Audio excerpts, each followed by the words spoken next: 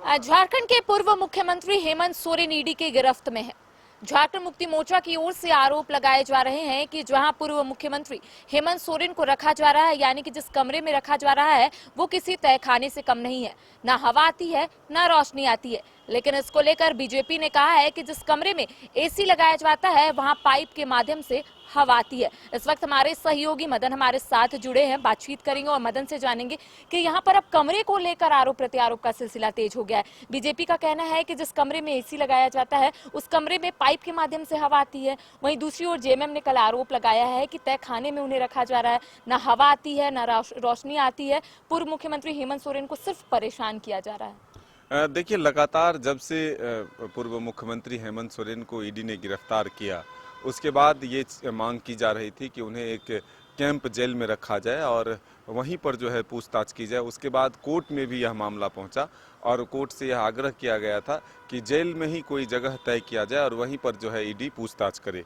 लेकिन ईडी ने कोर्ट में ये कहा था कि पूछताछ में हमें जो है अपने कस्टडी में लेकर ही पूछताछ करना जो है सही रहेगा और उससे हम जो है सारी सुविधाएं भी मुहैया कराएंगे।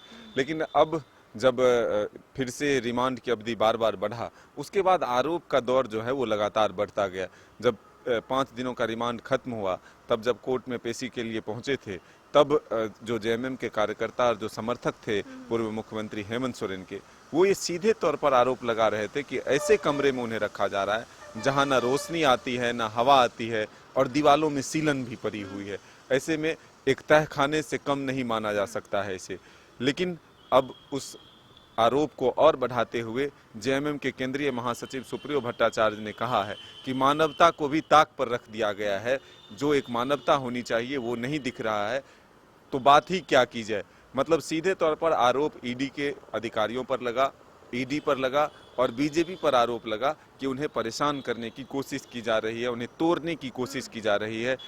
जब कोई आरोप नहीं है अभी तक, गलत मामले में उन्हें गिरफ्तारी की गई है, तो अब एक आरोप और लगा है कि ईडी जो है उन्हें रिमांड अवधि में जिस कमरे में रखती है वहाँ न हवा पहुंचती है, न रोशनी पहुंचता है।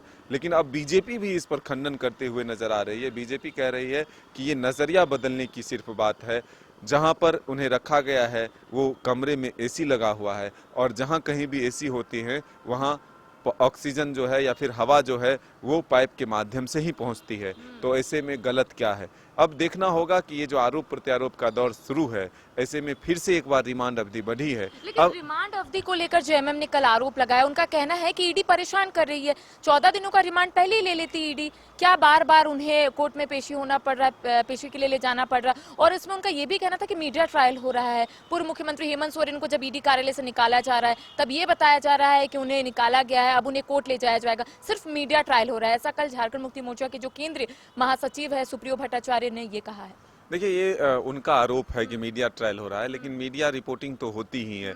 जब भी किसी व्यक्ति को, आप लालू यादव जब चारा घोटाला मामले में जेल गए थे तब भी आप देखे होंगे कि रांची ही उसका केंद्र बना था और तमाम मीडिया हाउसेज जो हैं वो उनके पीछे लगे रहते थे, कार से फॉलो किया जाता था। जब वो कोर्ट पहुंचते थे तब हजारों की संख्या में भीड़ होती थी। बिहार से नेता आते थे, उनके समर्थन में कोर्ट परिसर तक पहुंचते थे। तो ये जब कोई बड़ी हस्तियां जो है किसी भी मामले में गिरफ्तार होते हैं तो मीडिया का आकर्षण उधर रहता ही है, मीडिया जो है वो दिखाती है। लेकिन अब यह आरोप जेएमएम की तरफ से है कि मीडिया ट्रायल भी किया जा रहा है। तो अब न्यायालय की प्रक्रिया है। 7 दिनों का पहले रिमांड मांगा गया था, तो फिर 5 दिनों का मिला, फिर 7 दिनों का मांगा गया, 5 दिनों का मिला, फिर अब एक बार 4 दिनों का मांगा गया तो 3 दिनों का मिला। इसी को लेकर कहा जा रहा है कि एक ही बार 14 दिनों का रिमांड मिल जाता उन्हें, वो पूछताछ कर लेते। हालांकि ये ईडी का मामला है। ईडी अब इस पर स्पष्ट रूप से बता सकती है कि आखिर क्या जांच के मामले जो हैं वो बढ़ रहे हैं, जांच के दायरे बढ़ रहे हैं, इस वजह से जो है ये अवधि जो है बढ़ाई जा रही है बार बार। ये आधिकारिक रूप से ईडी की तरफ से जवाब मिलेगा, लेकिन ये कोर्ट से परमिशन मिलने के बाद ही रिमांड की अवधि बढ़ती है। तो ऐसे में हम ये कह सकते हैं कि आने वाले दिनों में देखना होगा कि अब जब ये अवधि खत्म होती है तो पूर्व मुख्यमंत्री हेमंत सोरेन को क्या सीधे जेल भेज दिया जाता है।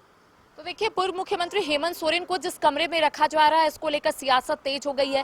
झारखंड मुक्ति मोर्चा की ओर से ये आरोप लगाए जा रहे हैं कि जिस कमरे में पूर्व मुख्यमंत्री हेमंत सोरेन को रखा गया है, उस कमरे में रोशनी नहीं आती है, उस कमरे में हवा नहीं आती है। लेकिन बीजेपी का इसको लेकर कहना है कि जहां पर एसी लगाया जाता है, जिस कमरे में एसी लगाया जाता है, वहां पाइप के माध्यम से हवा आती है। तो कह सकते हैं कि अब आने वाले समय में चीजें और भी स्पष्ट होगी। लेकिन झारखंड मुक्ति मोर्चा की ओर से ये कहा गया है कि उन्हें कैंप जेल में रखा जाता और वहीं पर ईडी के अधिकारी उनसे सवाल पूछते। अब देखने वाली बात होगी कि आखिर किस तरीके से अब आने वाले समय में चीजें बदलती है और पूर्व मुख्यमंत्री हेमंत सोरेन को लेकर क्या कुछ खबरें सामने आती है। फिलहाल मुझे और सहयोगी विकास को दे इजाजत। नमस्कार।